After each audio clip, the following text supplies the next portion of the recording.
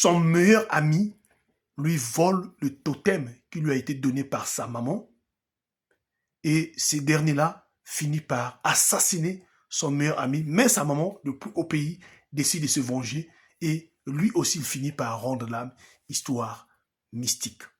Voilà comment, alors, la maman de Loïc, depuis Pointe-Noire, a appris la nouvelle du décès. Et la première des choses, il a voulu savoir est-ce que le totem est revenu mystiquement. Mais le totem n'était pas là. Puisque dans l'air coutume, quand une personne meurt, même s'il n'est pas là, le totem doit revenir à la source. Mais comment le totem n'est pas revenu? Ça veut dire qu'il y a une personne qui détient cela. Et sa maman, depuis la République du Congo, décide d'aller vérifier. C'est là où on lui a appris que non, son ami d'enfance, son ami, qui s'appelle Idriss, c'est celui qui a récupéré ce totem-là, qui en a actuellement cela. Et que même ce ami-là, qui était parti voir les marabouts en Europe là-bas, et ces marabouts ont jeté un mauvais sort, ce qui a fait que Loïc puisse faire un accident et qu'il l'entraînait à la mort. Sa maman furieuse, fâchée. Le lendemain, sa maman décide donc de chercher le numéro de Loïc, d'Idriss, et d'appeler Idriss au téléphone, dire à Idriss de remettre ce totem-là avant qu'un malheur lui arrive.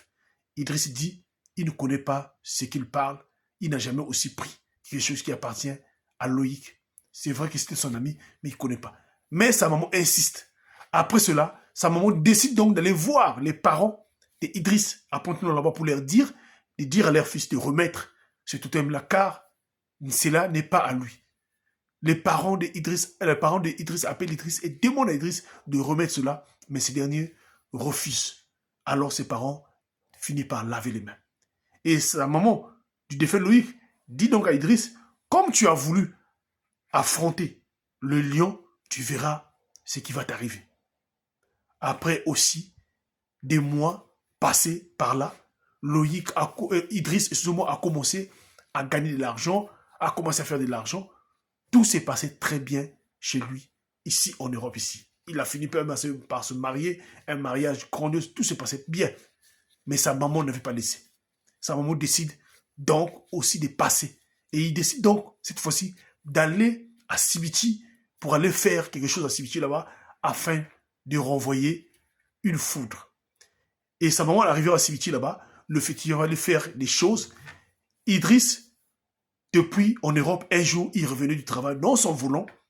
Et là, il va voir une foudre. Ce jour-là, alors, quand il est revenu du travail, avant d'arriver chez lui, il était passé récupérer aussi sa femme. Donc, ils étaient à deux dans la voiture. Idriss va voir une foudre, il va perdre le contrôle. Et suite à cet accident, il n'y a qu'Idriss qui meurt sur place.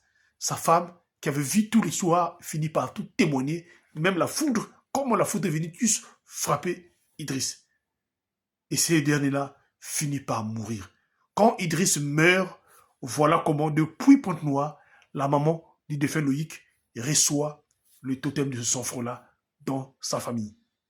Et les parents d'Idriss à Pointe-Noire déclarent une guerre aux parents du défunt Loïc. Voilà comment l'histoire finit par se terminer. Mais fiez-vous, il n'y a pas de meilleurs amis sur cette terre-là. Faites attention de confier vos secrets à n'importe qui. Et surtout, seul Dieu bénit. Les totems ne bénissent pas. Finissez toujours par demander le sang. Attendez le temps de Dieu et travaillez dignement. Que Dieu vous bénisse. Que Dieu nous soutienne tous. Partagez cette histoire. C'était HPH, l'homme à plusieurs histoires. Que Dieu nous soutienne. Merci beaucoup.